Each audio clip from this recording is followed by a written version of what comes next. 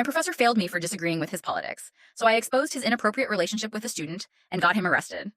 What would you do if your professor failed you just because you disagreed with his political views?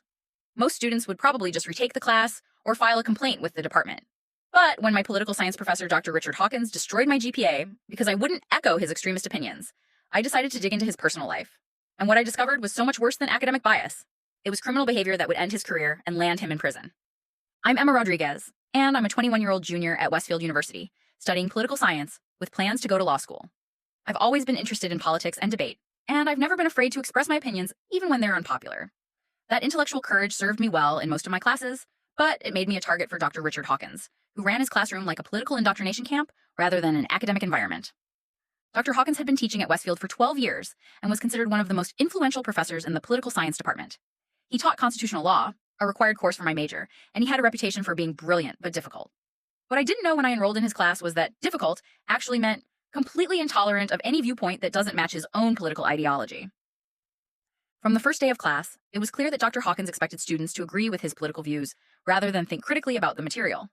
He would present his opinions as facts, dismiss alternative perspectives without consideration, and create an atmosphere where students were afraid to participate if they didn't share his beliefs.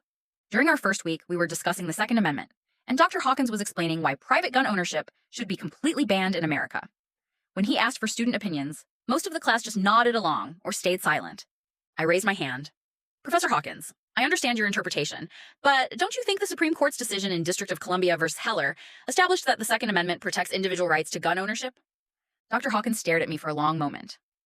Ms. Rodriguez, the Heller decision was a politically motivated ruling by conservative justices who ignored the clear intent of the framers. Anyone who's actually studied constitutional law understands that private gun ownership is not protected by the Constitution. But the text says, the right of the people to keep and bear arms shall not be infringed. How do you interpret the people to mean something other than individuals? Ms. Rodriguez, are you here to learn constitutional law, or are you here to debate your personal political beliefs? The whole class was staring at me, and I realized I'd made an enemy on the first week. But I wasn't going to be intimidated by a professor who couldn't handle legitimate academic discussion. Over the next few weeks, the pattern became clear. Dr. Hawkins would present liberal political positions as settled constitutional law, and he expected students to accept his interpretations without question. Any student who challenged his views was met with condescension, public humiliation, or grade retaliation. When we discussed abortion rights, Dr. Hawkins declared that Roe v. Wade was the most important constitutional decision in American history, and that anyone who opposed abortion was a religious extremist trying to control women's bodies. When I pointed out that reasonable people could disagree about when life begins and that there were legitimate constitutional questions about privacy rights, he accused me of trying to impose my religious beliefs on other students. Ms. Rodriguez, this is a law class, not a church. If you want to discuss your personal religious opinions, perhaps you should consider transferring to a Christian college. I'm not particularly religious, and my questions were based on legal precedent and constitutional interpretation, not personal beliefs. But Dr. Hawkins had decided that any disagreement with his views was evidence of ignorance or bigotry. The breaking point came during our midterm exam. One of the essay questions asked us to explain why the Supreme Court's decision in Citizens United v. FEC was correctly decided and beneficial for American democracy. The question wasn't asking us to analyze the decision or discuss multiple perspectives. It was asking us to argue for a specific political position. I wrote a balanced analysis explaining both the majority and dissenting opinions, discussing the constitutional principles involved, and presenting arguments on both sides of the issue. I concluded that while the decision was legally consistent with First Amendment precedent, there were legitimate concerns about the influence of money in politics that needed to be addressed through other means. When I got my exam back, I had received a D- with a note from Dr. Hawkins. Your analysis demonstrates a fundamental misunderstanding of constitutional law and an inability to recognize the obvious flaws in the Citizens United decision. Your political bias has prevented you from engaging with the material objectively. I was furious. My essay had been well-researched, legally sound, and academically rigorous.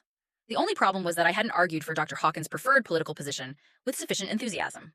I went to his office hours to discuss the grade. Professor Hawkins, I'd like to understand what was wrong with my midterm essay. I presented both sides of the Citizens United issue and supported my analysis with legal precedent.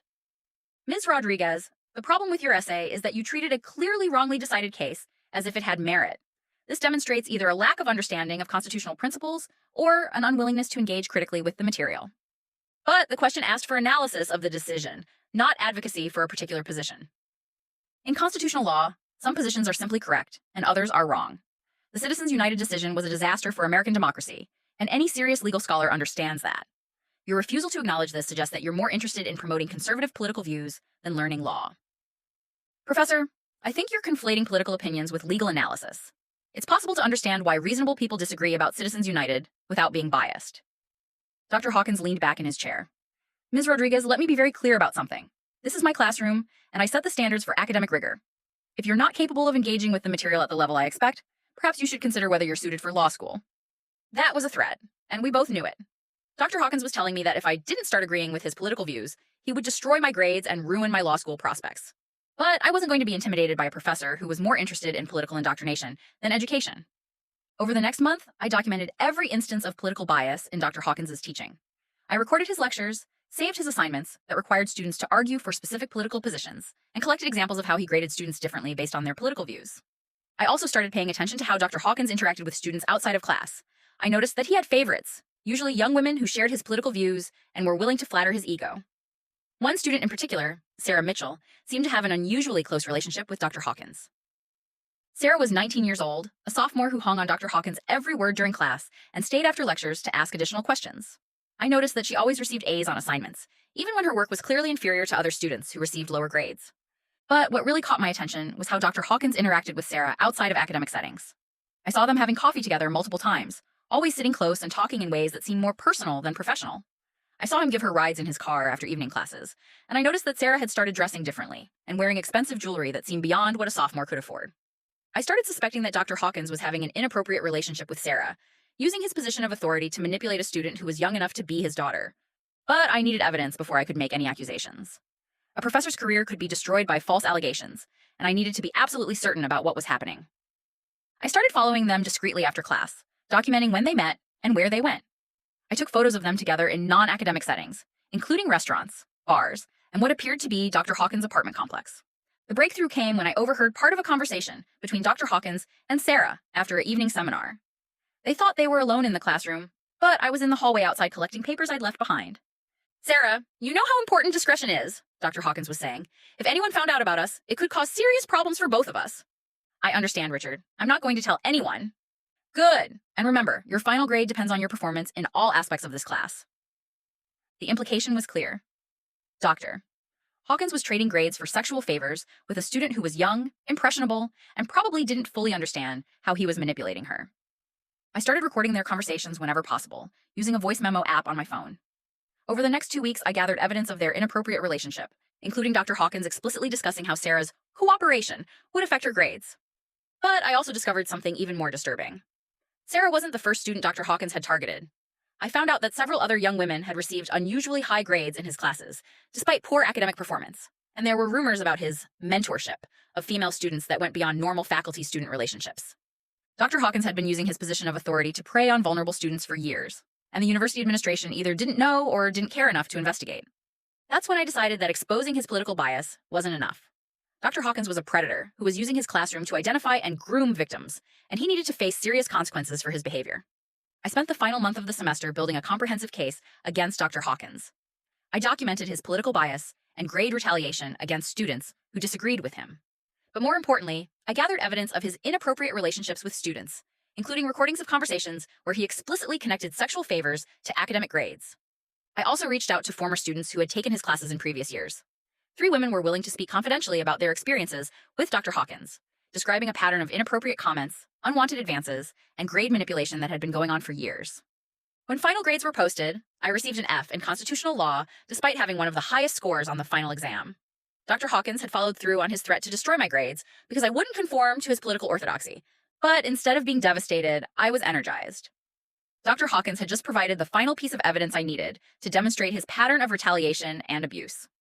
I filed formal complaints with 3 different offices: the university's Academic Integrity Committee about grade retaliation based on political bias, the Title IX office about sexual harassment and inappropriate relationships with students, and the local police about potential criminal violations related to abuse of authority. I also contacted Jennifer Walsh, an investigative journalist who specialized in education stories, and provided her with evidence of Dr. Hawkins' behavior. The university's response was swift and comprehensive. Within a week, Dr. Hawkins was suspended pending investigation. The Title IX office interviewed current and former students, uncovering a pattern of inappropriate behavior that went back almost to the beginning of his career at Westfield. The academic integrity investigation found clear evidence that Dr. Hawkins had been retaliating against students who disagreed with his political views, violating university policies about academic freedom and fair grading practices. But the criminal investigation was the most serious. The police found evidence that Dr. Hawkins had been using his authority to coerce sexual favors from students, which constituted sexual assault under state law. They also discovered that he'd been providing alcohol to underage students and using university resources to facilitate his inappropriate relationships. Sarah Mitchell initially defended Dr. Hawkins, claiming their relationship was consensual. But when investigators explained how power dynamics made true consent impossible between a professor and student, and when she learned about other victims, she agreed to cooperate with the criminal investigation. The story broke in the local newspaper 2 weeks later, with Jennifer Walsh's investigation revealing the full scope of Dr. Hawkins' misconduct. The article included interviews with multiple victims, documentation of his grade retaliation against students with different political views, and evidence of the university's failure to investigate previous complaints. Dr. Hawkins was arrested and charged with sexual assault, abuse of authority, and providing alcohol to minors. He was immediately fired from the university and banned from campus. His teaching license was revoked, making it impossible for him to work in education anywhere in the state. The university settled lawsuits with several of his victims and implemented new policies for reporting and investigating faculty misconduct. They also expunged the failing grade, Dr. Hawkins had given me and allowed me to retake the constitutional law requirement with a different professor. But the most satisfying moment was when Dr. Hawkins' sentencing hearing was held 6 months later. I submitted a victim impact statement describing how his retaliation had affected my academic career and how his abuse of authority had created a hostile learning environment. Dr. Hawkins used his position of trust to prey on students who disagreed with him politically and to exploit young women who looked up to him as a mentor, I wrote. His behavior was a betrayal of everything universities are supposed to represent: free inquiry, academic integrity, and the protection of students. Dr. Hawkins was sentenced to 4 years in prison and required to register as a sex offender. His career, reputation, and freedom were all destroyed because he couldn't handle students who disagreed with his political views and because he chose to use his authority to victimize vulnerable young women. The new constitutional law professor, Dr. Maria Santos, created a classroom environment that actually encouraged debate and critical thinking. Students were graded on the quality of their analysis rather than their political conclusions. And Dr. Santos made it clear that academic excellence required considering multiple perspectives rather than conforming to any particular ideology. I ended up getting an A in constitutional law when I retook it, and my experience with Dr. Hawkins actually strengthened my law school applications. Admissions committees were impressed by my willingness to stand up for academic integrity and my role in exposing faculty misconduct. I'm now in my first year at law school, specializing in education law and civil rights. My experience with Dr. Hawkins taught me that sometimes fighting injustice requires patience, documentation, and the courage to look beyond the immediate problem to find deeper patterns of abuse. Dr. Hawkins thought he could destroy my academic career because I wouldn't parrot his political opinions.